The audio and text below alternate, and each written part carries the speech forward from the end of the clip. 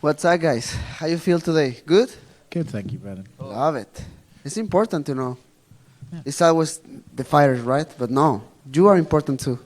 I think you might be the only fighter to think that, so I appreciate it. That's true. How are we feeling about this one, right? This has been a long journey with Deiveson. 4 fights now. Curious, what's the biggest difference between the first time and this time? Damn, the biggest difference. I said this before, brother. I think the essence of the fight is the same. Deiveson Figueiredo is the same huge guy for the division with a lot of power in the right hand, trying to be a bully. Brandon Moreno is the same guy with the amazing cardio, with the speed, with the volume of punches. I think we can't change that. But talking about me, I was very focused in the technical part, in the game plan, be smart. Man, I'm really good doing this sport, but I'm an asshole sometimes. I just want to throw punches and I just want to go forward. And I have a lot of people around me telling me like I'm smart and I can use my brain sometimes. So that's the goal for this one. That's the goal for me.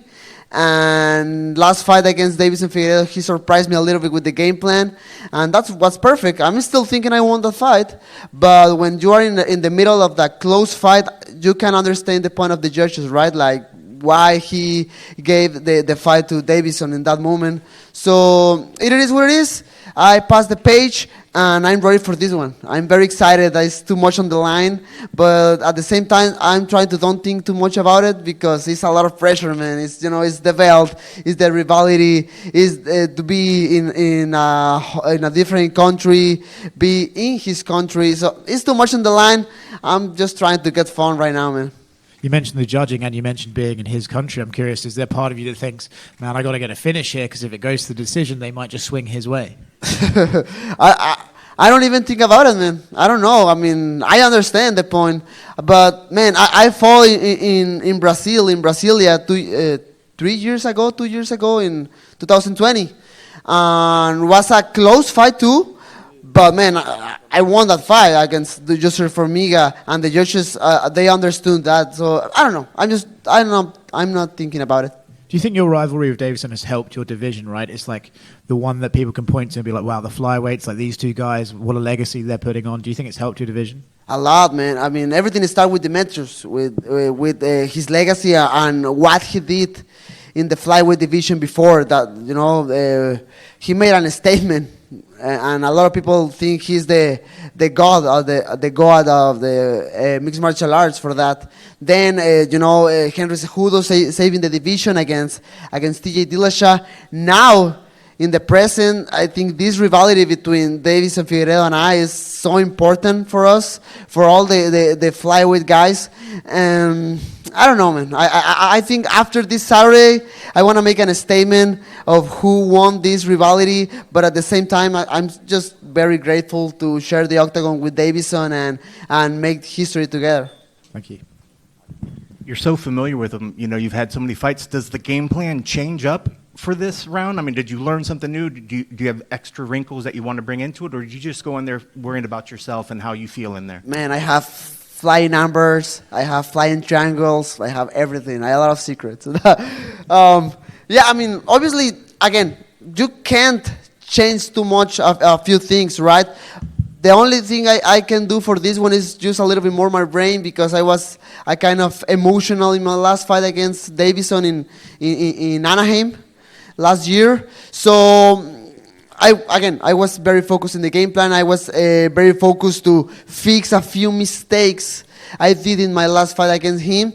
And that's it, man. At the end, if something bad happened in the middle of the fight, the same crazy little Mexican, it's going to the war again. So that's it.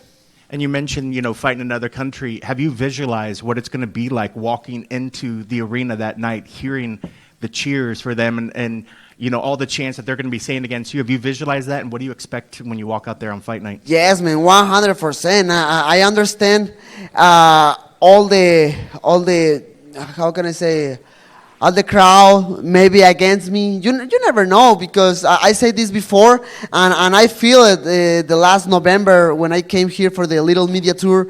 Man, the treatment of the Brazilian people with me and my team was amazing. Everybody was so kind. Everybody was so humble. The interaction with the Brazilian people was amazing. So I can visualize this, like maybe at first starting the fight, or walking to the octagon, maybe the people will be a little bit aggressive with us, with me especially, obviously. But with the pass of the rounds, with the pass of the minutes of the fight, the people will see all my hard work, and the people will understand I'm just a little kid trying to put food on the table for my kids and my family. So that's it. And last thing for me, if you're victorious at the end of the night and you get your hands raised, what's it going to mean for you to have that belt on your shoulder at the end of the night? Man, I don't care the belt, man. I mean, that will mean to me I can go back with my daughters and my family. Obviously, this thing is part of my legacy, and this thing means a lot to me, of course. But it's just about the future of my family. Every single step I go forward, every single victory, that means to me I can put a better future for my daughter. So that's it, man. That's it. I mean, the bell is something nice I can put in my house, and that's it. But I don't care. Brandon, it's a big fight. It's an important fight for the division. But how confident are you that Deiveson Figueiredo is going to make weight on Friday, and that you're actually fighting him on Saturday? Man, I think poor guy. I think his weight is always a question, right? But man, I stopped to take care about it, because he, at least against me, he always made weight before. So I don't know. I think I'm just trying to don't think about it. When I fought against Kai France, he looks huge, man. He is so huge, and but last November when I came here with him, he looks better. So I don't know. I'm not putting too much attention on that. The UFC has Alexandre Pantoja as a backup plan. Does that make you feel like more relaxed, that if something happens to Deiveson, at least you're gonna fight, you're gonna have the chance to get paid and win the undisputed title? For sure. I mean, I know I'm gonna fight this Saturday, 100%. I don't care. I mean, my goal. I'm talking about history and importance. I want to finish this with Figueiredo. I mean, I want to finish this with Figueiredo this Saturday, and then start to watch Pantoja, Nicolau, Manel Cave, and all the other names. You understand? So that's important for me, but for sure I'm fighting this Saturday. Do you think that getting a finish Saturday ends once for all this rivalry, or do you think one day eventually you're going to fight him a fifth time? Man, the last dance, man. My plan is to make a statement in this one. My plan is to just finish Deiveson Figueiredo. I did it before, and I know, I feel it. I can do it again. I will, and that's it. So it's funny because I understand the people maybe when the rumor start to come. The people was saying like, against these guys. I understand the point, but at the same time, the people they also understand. Deiveson and we make fireworks inside of the octagon. So the people, the fight will be awesome. I promise. But that's it. I don't want to see this guy again. Right now I'm so happy. I'm excited. I'm ready to fight, but I don't want to see this guy again. Do you feel you've mentioned in the past that Deiveson is a weird guy, like he's acting different depending on when you meet him? Do you feel that maybe the Brazilian fans are gonna cheer for you like they did for Ronda Rousey against Beto Correia, or do you expect to be a hostile environment when you enter the arena on Saturday? Man, I don't know. I don't know, to be honest. I don't know how is the relation between Deiveson Figueiredo and the Brazilian fans. And by my side, I we share a lot of a lot of similar things because at the end of the day, I'm from Latin America too. I'm Mexican, so I say this before, like some kind of ways of the interaction between us. Sometimes it's a little bit similar. So, man, again, I'm just trying to be very respectful. I'm just trying to enjoy the moment with the people. If the people is with me, I'll be very grateful and I'll be very respectful with them. If not, I understand, man. I mean, they are after like 3 years of no events in Brazil. The guy with the belt is Brazilian.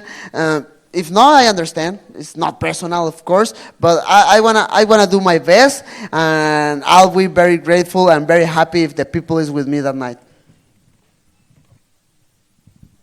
Brandon, buen día. ¿Cómo estás? Augusto Nisgar para Somos MMA. En español. Hey, ¿cómo estás? ¿Todo tranquilo? Todo bien. Te quiero preguntar, Brandon, recién lo decías en inglés. El 14 de marzo de 2020 vos sos uno de los 3 peleadores que estuvo acá en 2020, la última vez que UFC estuvo en Brasil. Y mi primera pregunta es, más allá de lo obvio que son los cinturones y que sos campeón, ¿qué más ha cambiado en tu vida desde ese 14 de marzo hasta ahora? No, hermano, o sea, si ocuparemos un ratito para resumir todo lo que ha pasado. O sea, esa pelea fue contra Yusiel Formiga, gano ese combate y ya pongo mi nombre pues cerquita de lo que es la conversación por el título. De hecho, yo en ese momento sentía que podría merecer la oportunidad, ¿no? Por ahí a finales de año, en noviembre, pues se la dan a Alex Pérez y a mí me dan la pelea contra Brandon Roybal. Cada quien gana su combate y pues ya queda bien claro quién es el siguiente al título. Pues nada, o sea, ¿qué más te puedo contar? Imagínate, la pelea la primera de campeonato, ahí cambia mi vida, después gano el cinturón, otra transformación completamente a lo que es Brandon Moreno, después la tercera, después recuperar el cinturón. Esto es una historia bien larga que pues la gente que me sigue sabe lo que ha pasado conmigo. Obviamente las responsabilidades, el tiempo, estar ya cada vez más ocupado con los medios, con las firmas de autógrafos y al mismo tiempo mantenerme en forma y los entrenamientos. Ha cambiado mucho, pero te mentiría si no te digo que estoy muy contento y muy agradecido con lo que la vida me ha dejado en el camino, ¿no? Y Brandon, siempre decimos, es difícil enfrentar a un rival 2 veces, 3 veces, esta es la 4ª, recién hablabas de la transformación de Brandon Moreno. ¿Qué más ha transformado Brandon Moreno para esta pelea? Pues nada, yo creo que como ser humano, he cambiado mucho, he tenido muchísimas formas de pensar y es parte, creo que un poquito de la vida, ¿no? Pues creo que todos cambiamos en ciertos puntos de nuestras vidas. Tengo 29 años, sé que soy muy joven, pero creo que ya he vivido muchas cosas que me han dado como cierta experiencia de vida para tomar ciertas decisiones. He tomado decisiones a lo largo de mi carrera que a veces, híjole, me han temblado las piernas porque no sé esa decisión a dónde me va a llevar, pero gracias a Dios, la vida, el destino, como lo quieras llamar, pues todo ha salido bien hasta el momento y pues nada, te digo, muy agradecido con todo eso.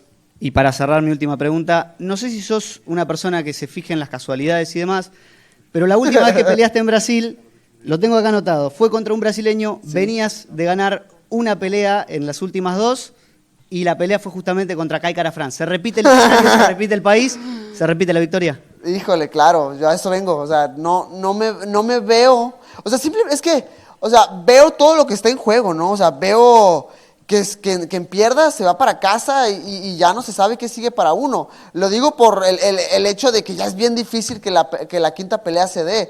Entonces, yo no me veo perdiendo, o sea, yo no me veo siendo menos que el campeón, yo no visualizo nada más, o sea, yo me veo para enfrente, yo me veo como campeón y defendiendo mi cinturón y llenando esta cosa llena de piedritas rojas. Entonces, nada, yo vengo a eso, vengo a ganar. Gracias, hermano. Hola, Brandon, ¿cómo estás? Hola, hermano. Cruz de For the Win MMA. La última vez que yo te vi fue en Chile, fue en una situación adversa, precisamente contra Pantoja, como decía acá el colega. ¿Qué te parece cómo ha pasado el tiempo? This fucking life, you said, en un momento dado, mientras recibías el título. ¿Cómo te sientes ahora haciendo esa retrospectiva y acá en Brasil, a puertas de una 4ª pelea con Deiveson? Pues creo que se engloba un poquito la respuesta, ¿no? Es parte de lo que he vivido, de lo que me ha tocado vivir. Te digo, 29 años, o sea, yo sé que soy una persona joven, pero a la vez también empecé este deporte muy joven y he vivido ya muchísimas cosas. Y sí, nada, o sea, la pinche vida y es una montaña rusa, o sea, a veces estás aquí y a veces estás acá y es un cliché completamente porque son el tipo de frases motivacionales que te encuentras en redes sociales. Pero yo de primera mano te puedo decir que, o sea, la vida sí es así, y es obviamente como lo tomas y como lo digieres. Esa vez en Chile, pues claro, me tocó estar en las partes más oscuras. De hecho, fue el principio de la parte más oscura de mi vida y de mi carrera, porque de ahí pues nada, me cortan y se empieza a venir esta bola de nieve de problemas en mi vida, pero después, híjole, no, a veces ni siquiera me pongo a pensar en lo que hice para salir adelante. Creo que simplemente me enfoqué muchísimo en el presente, en el día a día, en ir tomando obstáculo por obstáculo y no pensar en todo lo que eran mis problemas, y eso me ayudó a salir adelante y a desarrollarme y a ganar más experiencia y seguir para enfrente y seguir ganando peleas y regresar a UFC y enfrentar mis nuevos rivales y llegar hasta el cinturón. O sea, muchas veces piensas, la vida se acabó, pero creo que soy un claro ejemplo de que, hey, a mí me cortaron, a mí me daban por acabados, a mí ya no me daban una. Y yo en mi mente era ¿de qué hablan? O sea, estoy súper joven, o sea, tengo toda una carrera por delante, yo sé que puedo y tengo toda la ética de trabajo para lograrlo, y así lo hice. O sea, y es bien fácil para mí ahorita decirte a ti esto con palabritas, ¿no? Y tú vas a decir, no, oye, pero no sé, o sea, simplemente me enfoqué en ser disciplinado, en seguir adelante y lo logré. Sé que a lo mejor no todas las personas pueden gozar de la misma fortuna de decir eso, pero hey, sé que se puede. Definitivamente. Bueno, cuando nos caemos y llegamos al punto más bajo, nos abrimos a los cambios más profundos. Hablemos un poco de lo que es para ti este regreso a Sudamérica, considerando un poco que UFC no venía a Sudamérica desde antes de la pandemia. Entonces el reencuentro va a ser potentísimo, no solamente para los atletas locales, sino que para ti como gran representante latinoamericano. ¿Cómo llevas eso? ¿Cómo sientes que se viene eso para ti este fin de semana? Claro, o sea, hijo, yo veo, fíjate, un 2023 bien ocupado. O sea, porque sé que voy a ganar este sábado. O sea, no tengo otro pensamiento en mi cabeza, no tengo algún otro panorama, no tengo un plan B, tengo un plan A, y si no, se acaba el plan A y se acaba todo. Entonces, yo siento que llevarme esta victoria, el otra vez, creo que ayer o antier platicaba con alguien de que sin darnos cuenta, bajita la mano, México está en una posición bien potente, porque yo estoy peleando por el cinturón este sábado, voy a ganar. Próximo mes está peleando Jair Rodríguez por el campeonato interino contra Josh Emmett, sé que va a ganar. Por ahí está Alexa Grasso cerquita, por ahí está Irene Aldana cerquita. Está el Performance Institute, que creo que ya le van a dar la apertura este año, entonces no me extrañaría que por ahí septiembre UFC se le ocurra armar algo grande para Ciudad de México. Entonces Latinoamérica va a estar de fiesta este año, estoy bien seguro. La mejor de las suertes, campeón. Muchas gracias, hermano. Hola Brandon, Jennifer Panichi acá. Hola. ¿Cómo estás? Bueno, hablando de esto de que se viene un UFC México, o se está hablando de eso, ¿crees que puede ser una gran motivación estar peleando hoy acá y que México esté representando y pisando fuerte con el campeón, con el futuro campeón nuevamente? No, híjole, yo creo que desde la pelea que gané, o sea, desde la primera pelea que tuve contra Deiveson, ya el nombre de Brandon Moreno empezó a levantar muchísimo. Una vez que gané el campeonato, fue una locura, ¿no? Fue una revolución completamente. Y ahorita más que nunca, creo que la gente nunca se bajó del barco de Brandon Moreno. Y el apoyo está al 100%.